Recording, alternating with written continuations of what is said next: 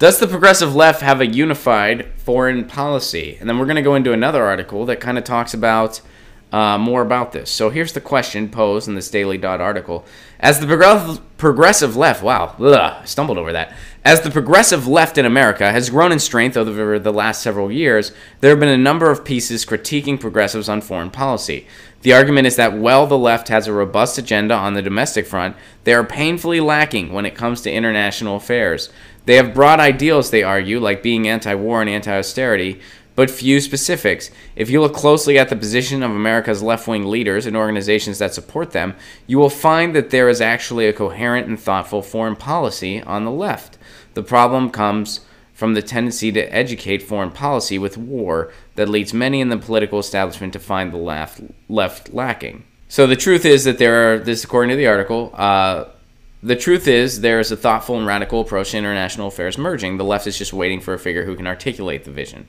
Bernie Sanders, Lee Carter, and they name some Ro Khanna, Ocasio-Cortez, Pramila Jayapal. These are people. Now, here's the thing. Here's my response to this. So what you're finding here, all the people mentioned here, for the most part, are people infiltrating the Democratic Party that don't share the passive acceptance of war that the party's establishment accepts. And not only accepts, but embraces. So let's go over to our next article here, because guess what just happened, you guys? As deadline nears, Senate approves a $674 billion defense budget. With the fiscal year winding down, Senate lawmakers on Tuesday advanced a multi-agency appropriations deal that would prevent a government shutdown, give the Defense Department its full-year budget on schedule for the first time in a decade. It provides more than $606 billion in base defense spending and nearly $68 billion more in overseas contingency funds. This is what we spend on our military. This was approved by a 93-7 vote. So, to tie this together, I mean, and this is not really talked about. We just approved one of the biggest military budgets since the peak of the Iraq War. No one's talking about it. You don't see that on CNN, on MSNBC, on Fox News. You don't even see a lot of independent media talk about it. Because we just passively accept these huge defense budgets. And that's the reason we can't have the things that other countries with less wealth than us take for granted. They always find the money for this, but they can't find the money for healthcare or education or anything that improves our lives. So when you have two pro-war parties, this is why, getting back to the first article, there's no quote-unquote cohesive foreign policy message on the left.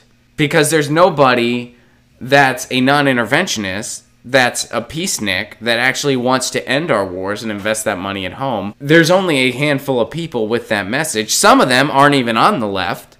Some of them are on the libertarian right, i.e. Rand Paul or somebody like that.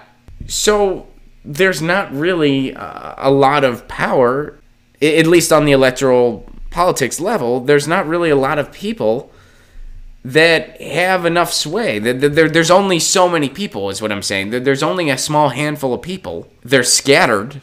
So there is not one driving policy that's non-interventionist, that wants to de-escalate our involvement in 7 wars.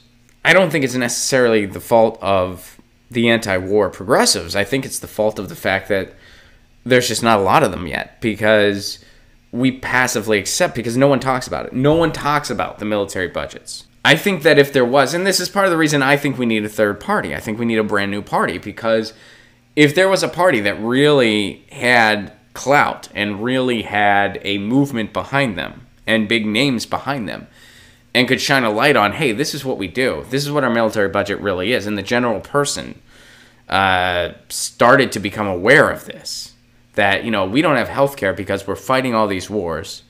We're not taking care of the troops when they're there or when they get home. All this money goes to defense contractors. And we shouldn't be in any of these wars. We have an economy based on war. And it sucks.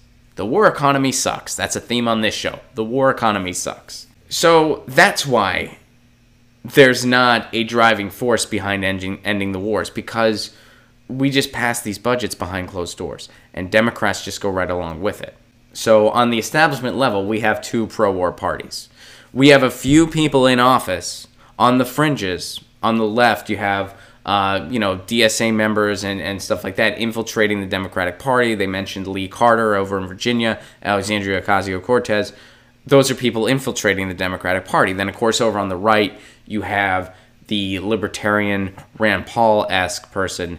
And even though those ideas, when you really present it to people, are overwhelmingly popular, people want to end the wars. Part of the reason Trump won is because he branded himself a non-interventionist. He hasn't delivered on that. It was a lie, just like everything else he promised. But he branded himself a non-interventionist. A true anti-war message would be overwhelmingly popular. The article also pointed out Alexandria Ocasio-Cortez ran as a non-interventionist when she won her primary. She said, we're tired of the establishment war as usual. And she won. That was one of the reasons she won. There were many, but arguably that helped her win. You need some true anti-war candidates to continue to win at every level, at the local level and the state level, and then bigger from the top. It would be huge to have a 2020 nominee that was an actual peace nominee, but in my lifetime, we see what happens to actual peace nominees. They get eliminated as quickly as possible. In 2008, there were two candidates that were actually anti-war candidates. One was Ron Paul. The other was Dennis Kucinich. Who was eliminated from the debates as quickly as possible? Ron Paul, Dennis Kucinich. Which debates were they excluded from first? The ones orchestrated by MSNBC. Who owned MSNBC at the time? General Electric. Where do they make a lot of their money? Bombs. So we have a pro-war media. We have a pro-war government. We have a pro-war CIA that pretty much tells the government what to do, our intelligence agencies. They've never met a war they didn't like. So, yeah, it's not that the left doesn't have an anti-war message. They do. It's just a very marginalized message. And the people with the power, the oil companies, they're pro-war because it helps them exploit resources. The health insurance companies, they're fine with it. And even in certain circles on the left, being genuinely anti-war makes you a radical, or you're called a purist, when you really just see the connection. For some reason, being called a purist is sort of connected with seeing the connections between what's really going on in this country. Seeing the connection between having a war economy and not having universal health care. Having a war economy and not having living wages. Because all those things are connected.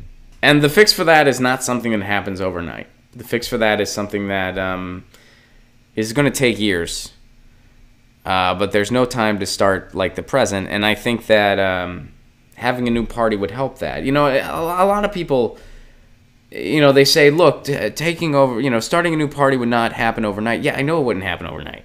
I'm not saying it would. I'm saying it would take a lot of time. Just like the people that, taking over the Democrats isn't going to happen overnight. Yeah, I know it's not. But there's so many things in place to prevent that from happening at all. But, whatever path we end up on, it's certainly not going to be overnight. No one's saying it is. Just because I feel that we'd be better off starting a third party than trying to take over the Democrats, that doesn't mean I think a third party, we'd wave a magic wand and be winning overnight. I don't think that. And, when people are more for Dem entering than starting a third party, I don't think that they're bad or anything like that. I just, the question that has yet to be answered, well, how is this better than, how is this better than starting a brand new party? And of course, there's the infrastructure argument. Well, the infrastructure is already there, and I get that. But the infrastructure is also set up to prevent what you're talking about. It's set up to prevent a progressive takeover via the DCCC, via the DNC, via superdelegates. So, if you just started something new, you got ballot access, you really formed a good ground game, I feel like both are going to be very hard paths, and people are like, well, Dem Enter has shown more progress. It's like, well, yeah, that's because we don't have the party yet. We tried to get Bernie to sign on. He said no. So, we're kind of at the drawing board now, and so, I think we're all on the same team. It's just a matter of, what's going to stick. Get your news on with Ron. Don't you want to know what's going on? We're getting our news on today. Get your news on with Ron. Don't you want to know what's going on? We're getting our news on today. Yeah, yeah.